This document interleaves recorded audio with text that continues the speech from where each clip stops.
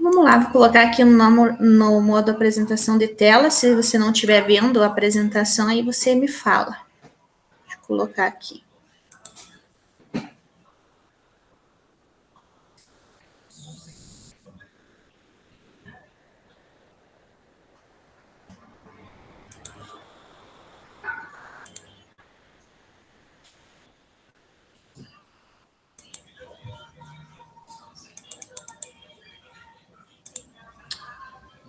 Apresentar.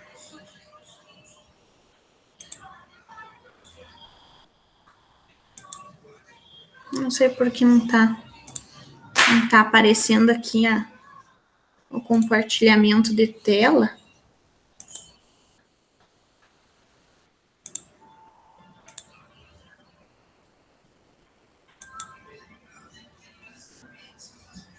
Tá, deixa eu ver agora, acho que vai dar certo, vamos ver.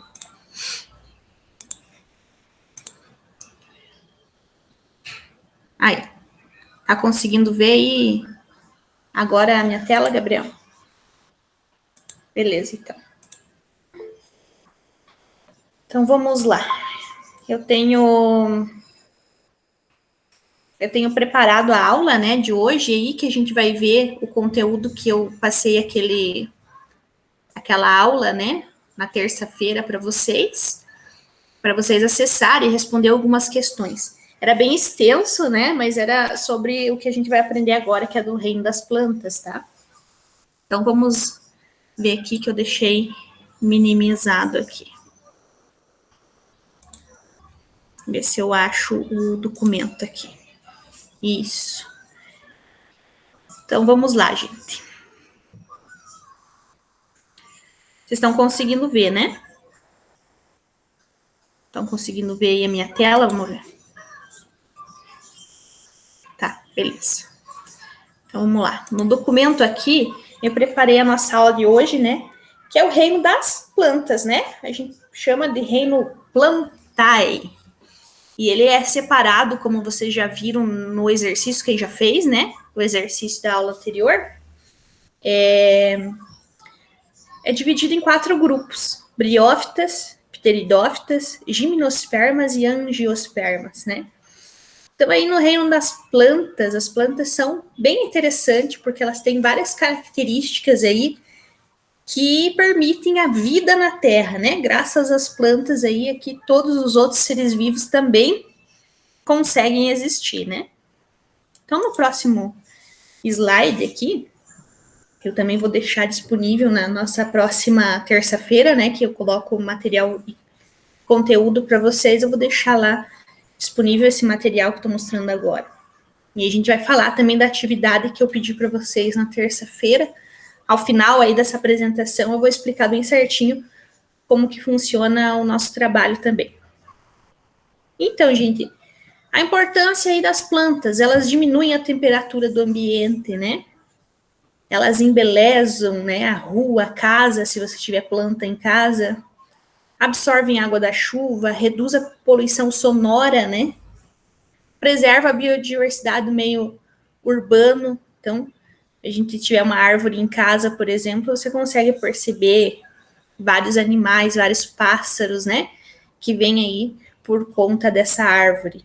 Eles absorvem também gás carbônico e liberam oxigênio, né?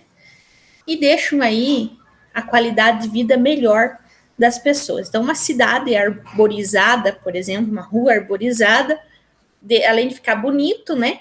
Ela ajuda aí a regular a temperatura, diminuindo a temperatura, né? Trazendo aí também uma qualidade de vida melhor para as pessoas.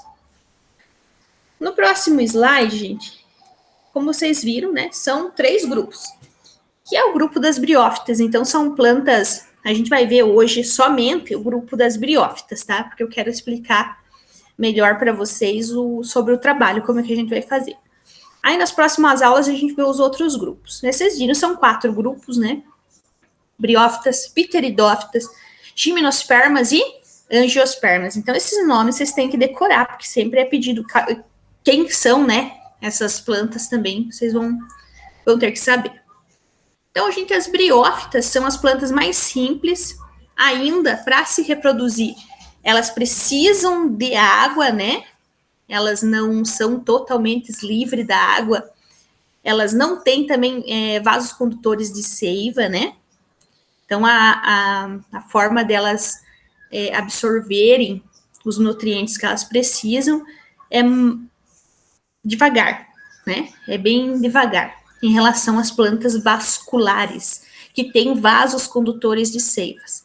Então, ela é chamada avascular, porque ela não tem vaso condutor de seiva, né, gente? Então, por essa razão, ela é menorzinha, ela é pequenininha, porque se ela fosse uma planta muito grande, né, como demora mais para essa absorção, ela não ia conseguir nutrir as folhas dela mais no alto, por exemplo. Então, por isso as briófitas são pequenas, são plantas pequenas. Gente, aonde que a gente encontra ela? Olha, veja essa foto aqui, né? É um musgo, a gente chama de musgo normalmente, né? Então, as briófitas são chamadas também de musgos. Tem na nossa casa aí quando chove, quando tem muita umidade, né? Na calçada a gente consegue encontrar algumas dessas plantas, né, gente? Então, assim, aqui tem algumas fotos de exemplos dessas briófitas.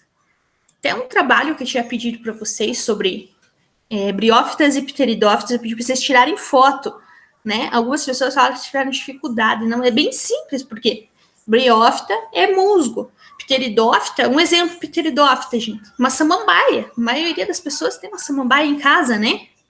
Então, era só tirar uma foto aí de um musgo, de uma samambaia, que já, da tua casa, né, ou da casa da avó, ou mesmo lá no quintal, tem várias samambaias que elas não precisam, né, de você cultivar elas aparecem lá no quintal, lá no, às vezes até no muro, né, no buraquinho do muro ali, elas aparecem. Então, era só tirar uma fotinha. Era esse um dos trabalhos que a gente fez. Então, a gente, assim, aqui eu coloquei as características das briófitas, né? Então, gente, elas têm estrutura reprodutiva em modo cripto, escondido, né? Tá escrito ali, ó, criptogamas, né? São avasculares, que eu falei para vocês. Não tem vasos condutores de seiva. Tamanho reduzido, por conta de não ter vasos condutores de seiva, né? Então, elas têm um tamanho reduzido. Gametófito dominante. Então, a parte dominante dela é o gametófito, como tá desenhado aqui do lado, gente, ó. Tá vendo aqui? Aqui tem o gametófito, né? E o esporófito. Então, ela tem duas partes aqui. Tem os rizoides, né? Que é como fosse uma raiz, mas ela já tem esse nome porque é parecido com raiz, quer dizer rizoide, né? Cauloide, que é parecido com caule, né? Filoide, que é essa outra estrutura onde tem as folhinhas, então parecido com folhas. E tem a haste, tem uma cápsula, né? Chamado capsídio, e ele vai liberar o quê? Esporos no ambiente. Então, voltando aqui às características das briófitas, elas vivem aonde, gente? Em locais úmidos, né? Elas precisam desses locais úmidos para poder se reproduzir. Epífitas, né? Vivem sobre outras plantas sem prejudicá-las, então elas não absorvem nutrientes das outras plantas, mas elas podem viver em cima de outras plantas, como um tronco de uma árvore, por exemplo, né? A gente pode encontrar aí. Normalmente a gente encontra, como ela precisa de um lugar úmido, quando a gente vai em lugares próximos a rios, lagos, né? Perto de cachoeira, principalmente onde tem aquelas rochas que pegam um pouco de água. Então tem aquele musgo, inclusive se pisar, resbala, né? Então elas estão lá, as briófitas, né? Ela tem estrutura primitiva, né? Como falei para vocês, rizoide, filoide e cauloide. Essas estruturas dela aí. Dentro da evolução, né? Elas seriam as menos evoluídas das plantas, né? Exemplo, musgo, hepática e antóceros. Vamos ver aqui quais são esses exemplos, as fotinhos deles, né? Então, aqui, ó, o musgo, como falei para vocês, ó, tem sobre as rochas, sobre as outras árvores aqui, tem muito musgo, né? Tem muita briófita. Tem as plantas, as briófitas hepáticas, né? Que são essas mais achatadinhas folhinhas dela aqui. A gente também encontra aí, é fácil de encontrar na nossa casa, né? Então, a foto ainda que eu pedi para vocês de briófitas podia ser qualquer tipo de briófita, não pedi dessas três classes aqui, né? Pedi diferente. Aqui, ó, gente, que mais? Tem esse outro que é os antóceros, né? Esse aqui é mais difícil, acho que da gente encontrar aqui. Mas tem essa parte que é o gametófito, como vocês podem ver, e essa folhinha aqui onde tem o esporófito. Beleza, gente? Vamos para o próximo aqui. Aqui eu estou mostrando o ciclo de vida das briófitas, como que elas vão se reproduzir, né? Vão continuar, dar continuidade a elas aí. Então, aqui é o gametófito, né? Feminino. Sabem o que quer dizer esse N, né? A gente aprendeu lá no primeiro ano, gente, que é N ou 2N, né? Que é haploide, diploide, é referente ao tipo de célula, né? Se tem um conjunto de DNA, um conjunto de cromossomos, né? Ou dois conjuntos de cromossomos. Então, N e 2N. Então, o gametófito é haploide. E o esporófito é diploide. Então, gente, aqui está a cápsula, né? 2N, que se divide aí pelo processo de meiose no interior da cápsula, né? Formando o quê? Esporos. Esses esporos aí, quando essa cápsula se abre, vai ser liberado esses esporos. Estão vendo? Parecido com a reprodução dos fungos também, né? Que libera aí esporos. Lembram da reprodução dos fungos? E aí vai ocorrer, gente, a germinação. Então tem aqui, ó, gametófito feminino e o masculino, né? Então aqui vai acontecer o quê? No gametófito feminino é liberado esse anterídeo, né? Que é haploide também. E o gametófito masculino, e eles vão se unir. Por isso que eles precisam de água, né, gente? Um vai se unir ali ao outro e vai se reproduzir. Vão se reproduzir aí essas briófitas. Gente, após isso aqui acontece o quê? Os anterozoides, que são masculinos, tá aqui, que são os masculinos, né? Os anterozoides vão fecundar aí a oosfera do gametófito feminino, que tá aqui. Tá vendo esse círculozinho aqui, né? Então, eles vão fecundar ali e a fecundação vai acontecer aí no arquegônio, que é a parte feminina da planta. Então, a gente tem dois, né? Tem a parte masculina e a parte feminina, onde ocorre aí a fecundação. Não é semente, não é por semente, é esporos, né? E ela tem esse modo aí primitivo também de se reproduzir, que ela é totalmente dependente da água. Então, a gente pode ver que quando teve aquela seca, né, vários meses aí sem chover, aconteceu o quê? Foram secando todos os musgos, essas briófitas que tinham, né? Porque elas não tinham água para poder se reproduzir, então a gente não viu muito. Meses úmidos que tem bastante chuva, né? Épocas que tem bastante umidade, a gente consegue ver as briófitas aí, porque elas conseguem se reproduzir. Todo esse ciclo aqui que tem, ela consegue fazer. Gente, esse material eu vou deixar para vocês poderem observar melhor, né? Poderem estudar também em casa. Esse ciclo aí de vida das briófitas. Vamos para o próximo aqui. Aqui eu já coloquei imagens aí para ensinar para vocês como faz o trabalho, né, gente?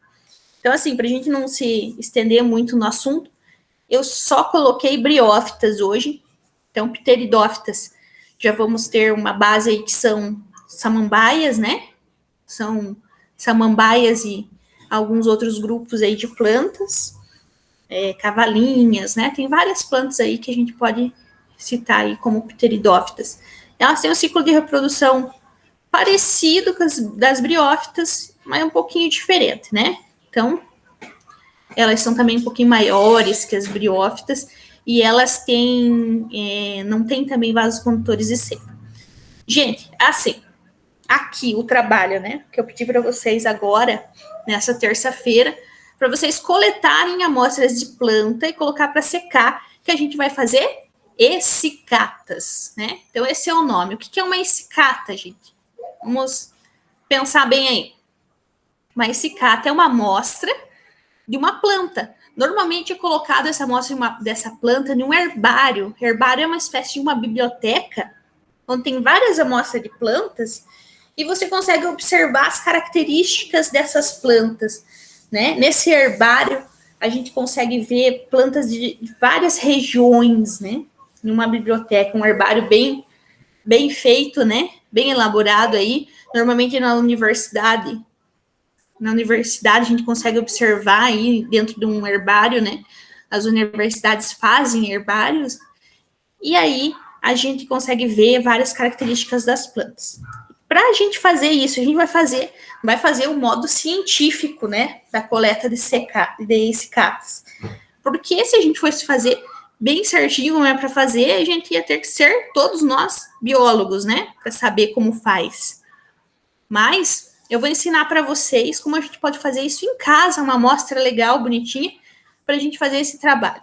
E a professora depois poder guardar isso aí para fazer uma amostra lá na escola, ou se não voltarem às aulas, a professora vai expor aí no Facebook as nossas amostras, né? Então, a gente, como demora para ela secar, normalmente a gente coloca numa estufa para secar essas amostras. Então, a gente vai fazer a coleta agora, para daqui uns 2 meses, mais ou menos, a gente poder utilizar ela novamente. Então, eu vou dar nota para vocês nesse trabalho que vocês vão enviar as fotos da coleta e colocar para secar. É só isso que eu quero que vocês façam. Eu vou ensinar já como que vocês fazem, tá? Mas aí, vocês tiram fotos e essas fotos vai valer nota. Na próxima etapa do trabalho, a gente vai abrir. Eu também farei, né, aqui em casa, e vou mostrar para vocês como faz para gente colocar essa amostra numa folha bonitinha com a descrição dela. Gente, na hora da coleta, vocês vão precisar do quê? Do celular, né? Por quê, gente? Que no celular, todo mundo tem celular, né? Então, no celular tem o GPS e você consegue as coordenadas do local onde você está coletando. Digamos que você vai coletar no teu quintal de casa as amostras de plantas que vocês têm aí. Ou no quintal da tua avó, ou no quintal do vizinho, né? Ou na rua. Então, você consegue as coordenadas ali no GPS onde foi que você coletou. Essas informações, dia, hora, coordenadas, você vai ter que anotar, né? Dessa planta aí onde que você está coletando. Então, não esqueça, gente, de levar o celular só para fazer essas anotações aí. Pode anotar de uma folha depois, para você não esquecer dia, hora e as coordenadas. Você vai ter que colocar lá, num papelzinho, tá? Se você sabe o nome da planta, coloca o nome da planta. Estou coletando, por exemplo, uma samambaia, né? Uma amostra de uma samambaia. Aí você coloca lá o nome, que é o nome popular, né, dela. Aí você coloca lá escrito qual é a planta. Pata de vaca, por exemplo, pode ter no quintal da tua casa, pata de vaca. Né? Então, a gente, para fazer essa coleta, você vai ter que coletar. Se é uma planta que tem galho, você vai ter que coletar parte do galho, igual tá aqui, ó, nessa amostra, ó. Se tiver flores, você vai coletar a partezinha da flor, bem bonitinha, né? Se tiver fruto, gente, vocês não coloquem junto os frutos, porque ele é difícil de secar, né? Mas as flores dá para pôr. Gente, esse caco é parecido com quem nunca ganhou uma flor e colocou no meio de um livro. Né? Essa flor, para você guardar para sempre aquela flor que você ganhou de alguém que você gosta. Então, essa flor secou lá no meio do livro, ela ficou prensadinha, né? Ficou achatadinha e secou. É isso que a gente vai fazer com essas amostras de planta, né? Para isso, então, a gente vai precisar do quê? Primeiro, a gente vai coletar as amostras, né? Vai coletar lá os galhos da planta, né? Ou é uma planta medicinal, talvez, se tem lá na tua casa, se tem hortelã, né? Vai coletar os galhos do hortelã com maior parte de folhas possíveis, né? Porque é isso que a gente vai precisar para descrever. Aí, você vai precisar de jornal. algumas folhas de jornal e algumas folhas de papelão. Você vai cortar eles em um tamanho assim que você consiga colocar esse galinho aí, né? Essa planta. Então, você vai colocar o quê, gente? Um pedaço de papelão, um de jornal, depois você cobre com jornal novamente, né? E coloca o papelão em cima. Então, esse procedimento é para que ela fique bem sequinha, né, gente? Então, assim, a gente vai precisar de uma amostra, que é o nosso trabalho. E a gente vai precisar de uma amostra bem feitinha. Mas você pode coletar mais plantas para você ver qual que vai ficar legal, porque nem sempre nesse trabalho de secagem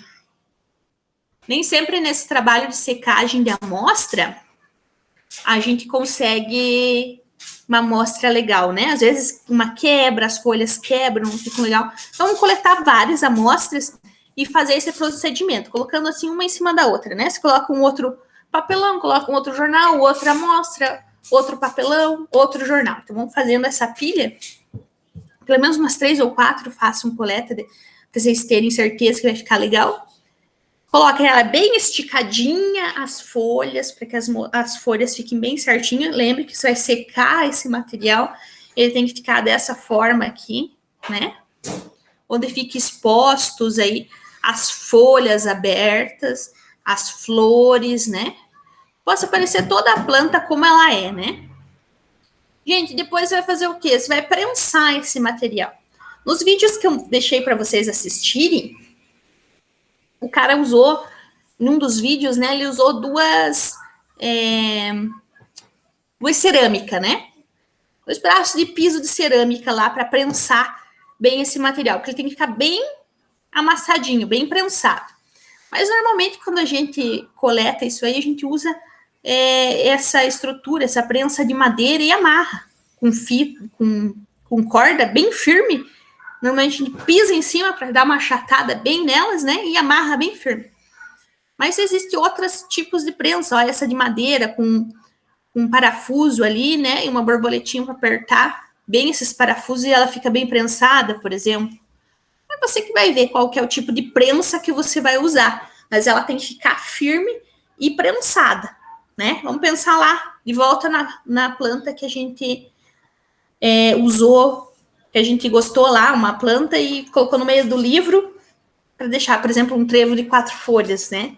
O trevo de 4 folhas lá foi seco dentro de um livro, né? Mais ou menos assim que a gente vai ter que fazer as amostras aí das nossas plantas e amarrar bem firme, né? Se você vai fazer essa prensa de madeira aqui, você tem que amarrar bem firme. Então, esse é um material que a gente tem em casa, a gente pode, não precisa fazer nada. Claro que se você tem o dom aí de lidar com esse tipo de coisa, você vai fazer uma prensa bem legalzinha, mas são coisas que a gente pode ter em casa aí para fazer, né? Depois disso, gente, a gente tem que colocar num lugar bem... Deixa eu pôr pro próximo aqui. A gente tem que colocar num lugar bem seco. Eu coloquei várias amostras de prensas aí para vocês. Tem até aqui alguém que só amarrou, né?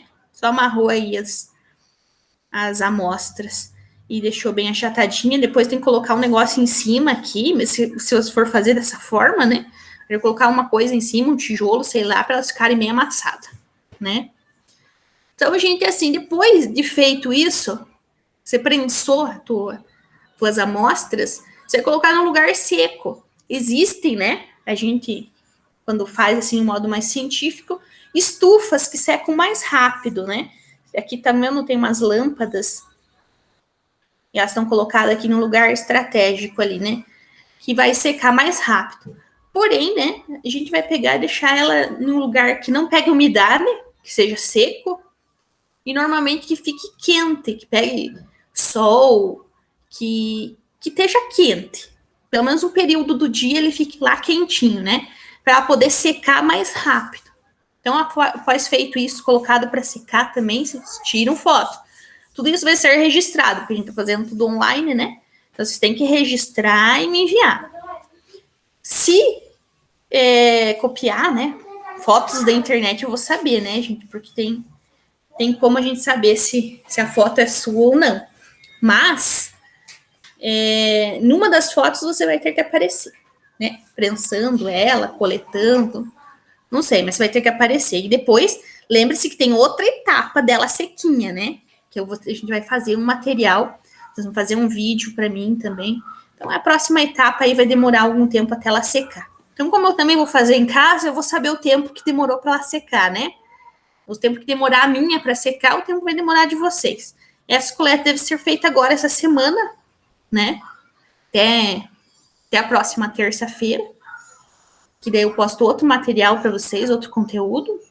Então, vocês fazem essa coleta agora, essa semana. Gente, aqui eu tenho imagens das essicatas prontas. Existe um procedimento para colar ela aqui também, para a gente não quebrar, para elas ficarem bem certinho, né? Que eu também vou mostrar para vocês daí na próxima etapa. Tem também do lado aqui, vocês podem ver uma etiqueta de identificação. Nessa etiqueta de identificação vai todos os dados da planta também. Essa é a próxima etapa que a gente vai fazer.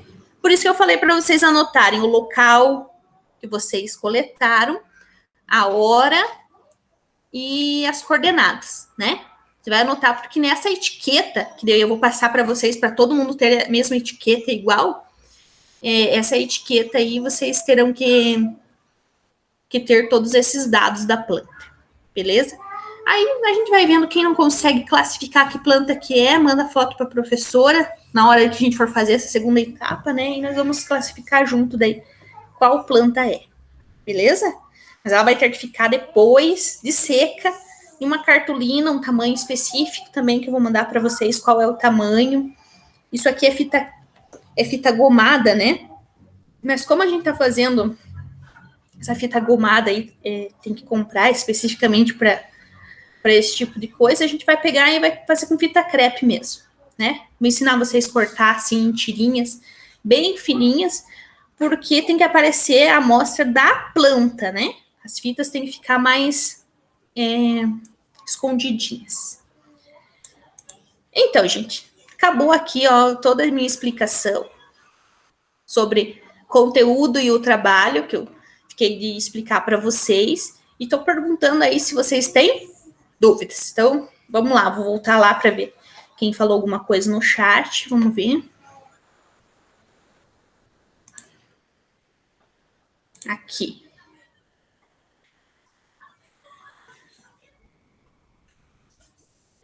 Sim, então a Emily tinha perguntado se pode ser qualquer planta para fazer esse caso. Sim, pode ser, né?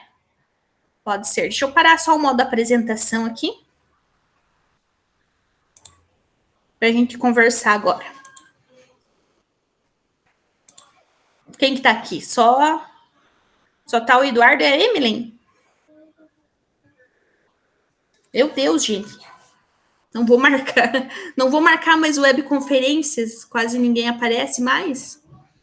Então, gente, assim, como estou gravando também, né? Vou dizer para os alunos que tiverem dúvidas, perguntarem aí para a professora, mas pode ser qualquer planta para fazer esse trabalho, para fazer a coleta. Pode ser as plantas que tem no teu quintal, né? Você mora em apartamento, desce lá e vê lá onde tem plantas e coleta algumas plantas aí na rua da tua casa ou próximo da tua casa. Beleza? Entenderam, né, gente? Só os 2 alunos que estão aí, entenderam? Sim? Então tá bom. Então, obrigado, pessoal. Então, até a próxima. A próxima, eu acho que eu vou gravar só e enviar para vocês. Então, até. Beijo.